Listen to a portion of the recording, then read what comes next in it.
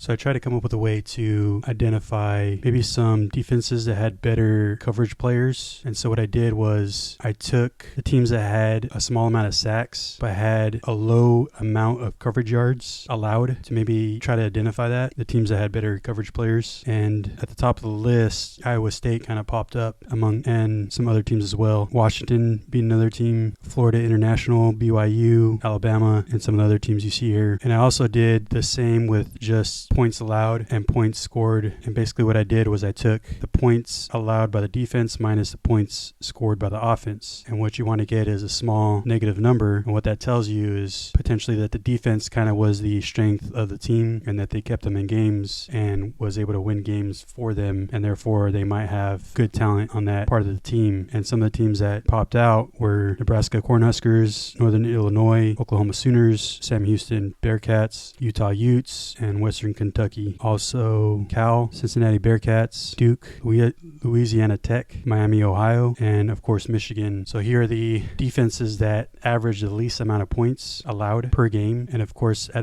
the top is Ohio State, and Ole Miss is second. So I took a look at some of the players on that team. Texas, Army, Notre Dame, Indiana, Tennessee, Penn State, Minnesota, Alabama, Iowa, South Carolina, Ohio, NIU, Miami, Ohio, Oregon, Nebraska. So when looking at Duke, some of the numbers that pop off to me, I think naturally linebackers are going to have higher production numbers because they should, but Ozzie Nicholas has total points of 1,194 and per game is 92. He only had a 75 defensive grade by PFF. Safety Terry Moore has a 90.1. He had 67 per game. For Cincinnati, their safety has the third highest. Josh Minkins might be a pretty good player. He got a 71 grade. Only allowed 57 catch percentage, as well as the other safety. Derek Canteen had 6 pass breakups. Their safety Antoine Peak had an 82.8 PFF grade. If you look at Cal, they have a cornerback with the second highest production. He had 58 per game, had a 79 defensive grade by PFF. Craig Woodson, safety, had an 89 grade. Noel Williams had 9 pass breakups. Craig had 6 pass breakups. Their linebacker, who's draft eligible, Teddy Buchanan, had the highest production, 95 per game, 3 batted passes, 4 hits, 15 hurries, 2 pass breakups. Their defensive interior, Aiden Kinayana, 79 defensive grade. Nebraska, I'm not sure who's draft eligible, but their defensive interior is at the second most production, which is pretty rare to see. Oh, that's Ty Robinson, 6'6", like 320, 75 defensive grade overall, 11 hits, 25 hurries, 7 missed tackles.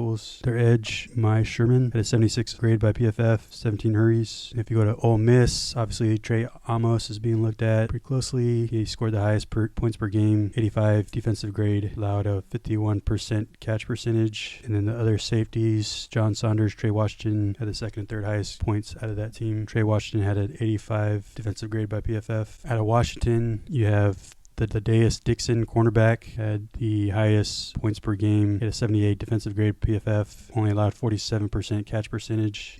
I did watch a game Ohio State had versus Miami. It was a high score game for both teams in the 30s. Iowa State ended up winning that game. I was kind of looking at Jontz Williams, who looked pretty good in that game. They used him a lot at the line of scrimmage. He's 5'11", 200 pounds, only allowed a 37% catch percentage, 81 defensive grade by PFF. And then they had Bo Freiler, who is 6'2", 220 as a safety. He had just amount as production as Jontz Williams. Again, this is one of the defenses that I identified that had a good secondary based on sack production from the defensive line. Bo Freiler is draft eligible. He allowed 60% catch percentage, got a 58 coverage grade. There's also Darren Porter, who's draft eligible, 79 defensive grade at PFF. And then Dominique Orange, defense interior, had an 82 defensive grade. Look at Oklahoma, their linebacker, Danny Stutsman. He had a 98 point per game, 32 assists, allowed 80% catch percentage, 15 missed tackles, 1 penalty, allowed 20 receptions, only 1 sack. Their edge kind of came up high on the points.